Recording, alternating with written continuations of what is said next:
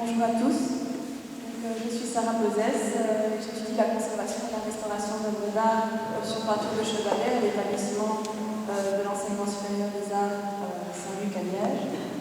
Dans le cadre du cours d'atelier de restauration de première master, j'ai été amenée à restaurer les tableaux de la Vierge Marie.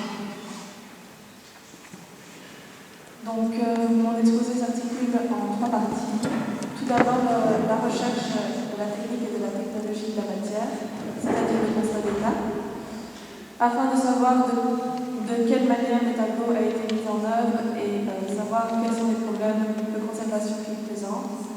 Cette étape est essentielle à la compréhension de l'œuvre en vue d'une restauration. La deuxième partie est le rapport de traitement de restauration et de conservation de l'œuvre. Le tableau peut ensuite subir une conservation et une restauration. Ces deux termes pourraient paraître similaires, mais il y a bien là pour les spécialistes une différence fondamentale entre conservation et restauration. La conservation est un acte essentiel à la pérennité de l'œuvre qui stoppe l'avancement des dégradations et qui maintient l'œuvre dans un bon état de conservation. La restauration est un acte qui n'est pas essentiel à la survie de l'œuvre. En effet, il s'agit d'une étape qui vise à retrouver l'esthétique et donc la visibilité de l'œuvre. Ensuite, la conclusion. Donc, la recherche de la technique et de la technologie de la matière dans cette étape. Donc, nous voyons ici un schéma du support. Donc, le support de l'œuvre est un panneau de bois qui se constitue de 3 planches de chêne assemblées verticalement.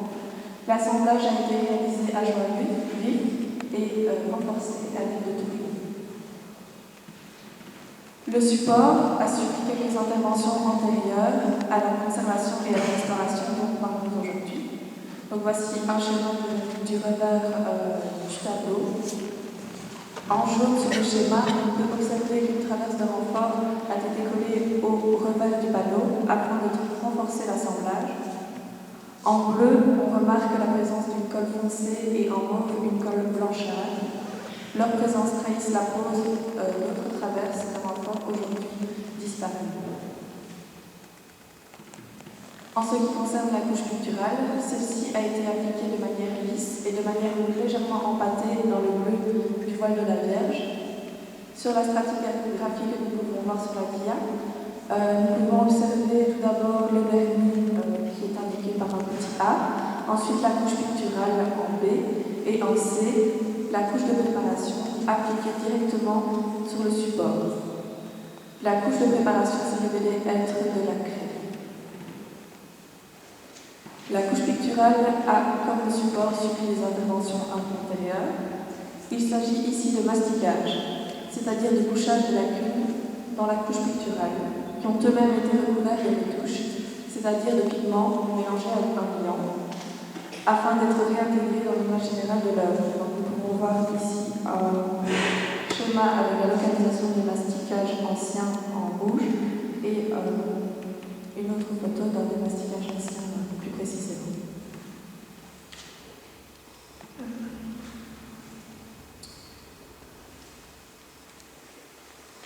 Venons maintenant aux altérations que présente le tableau à son arrivée à l'atelier à Saint-Luc. Le support présentait de nombreux dommages, des fentes et des trous d'envol d'insectes xylophages en rouge sur le schéma, des pertes de bois en bleu et des trous de clous en vert. Il y avait également des morceaux de bois détachés du support que l'on peut remarquer en gris foncé sur le schéma. Ensuite, les altérations de la couche picturale et du vernis. Le vernis est très fortement jauni et il est également griffé et écaillé. La couche picturale présente de nombreuses lacunes en rouge sur le schéma, ainsi que des soulèvements en bleu. Voici maintenant les principales étapes qui ont été nécessaires à la conservation et à la restauration de l'œuvre et qui constituent le rapport de traitement. Comme nous l'avons vu dans le constat d'état, la couche picturale présentait de nombreuses de nombreux soulèvements. Les soulèvements traduisent un manque d'adhésion de la couche picturale sur le support et précèdent la chute des écailles de la couche picturale, donc de la lune dans le tissu pictural. Il a donc fallu aplanir et fixer ces soulèvements afin de prévenir ce que je viens d'expliquer. Donc voici les soulèvements avant aplanissement et fixation, et voici après aplanissement et fixation. Ensuite, le désassemblage des planches du panneau. Les 3 planches constitutives du panneau ont dû être désassemblées afin qu'ils puissent être traités de manière optimale.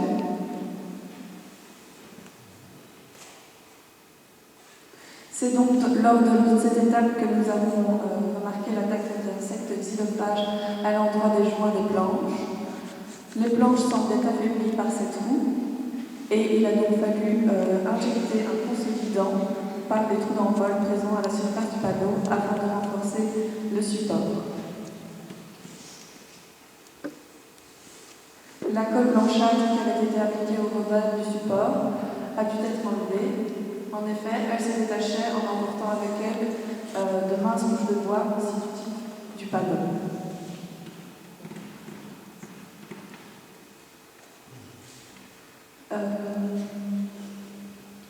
Lorsque les planches ont été séparées les unes des autres, nous nous sommes aperçus que les champs étaient fortement vermoulus. Afin de recoller les planches ensemble, il est nécessaire que la surface des champs soit assez grande que pour assurer un bon collage. Il a donc été décidé de reboucher les vermoulures et donc de recréer une surface suffisante pour le collage. De la cire de bois mélangée à de la colle a été utilisée. Donc ici nous voyons un des joints, un des champs de la planche.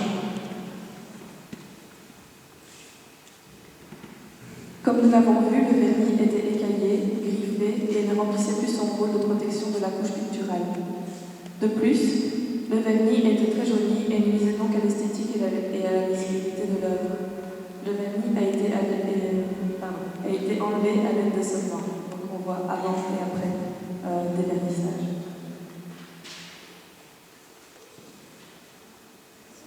Les planches ont pu être réassemblées à l'aide de colle. Pour ce faire, une structure de bois a été construite afin de respecter la courbure qu'avait pris le panneau. Les joints ont été consolidés par la pose de paquets. Donc voici le cadre de bois qui a été nécessaire au réassemblage du panneau. Le panneau en cours de réassemblage et la pose de paquets au revers du tableau pour consolider les joints.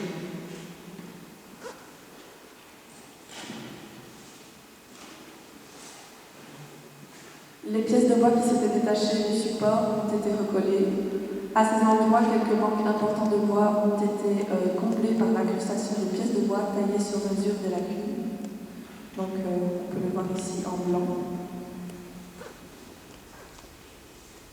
Le masticage et le bouchage de la cune de la couche picturale. Il doit se limiter au contour de la lacune et ne pas déborder sur la couche picturale. Il est à raser à la hauteur de la couche picturale et sculpté afin de limiter dans son relief. Il est l'assise de la retouche.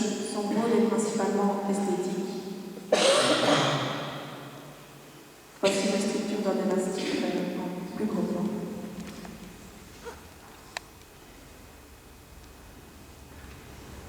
Les mastiques ont ensuite été recouverts de retouches. Cette étape sert à reconstituer l'image lacunaire de l'œuvre. C'est une étape d'une utilité purement esthétique.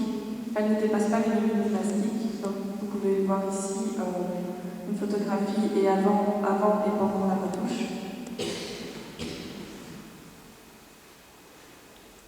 Le tableau a pu enfin être reverni. La pose de ce vernis sert à protéger la couche picturale.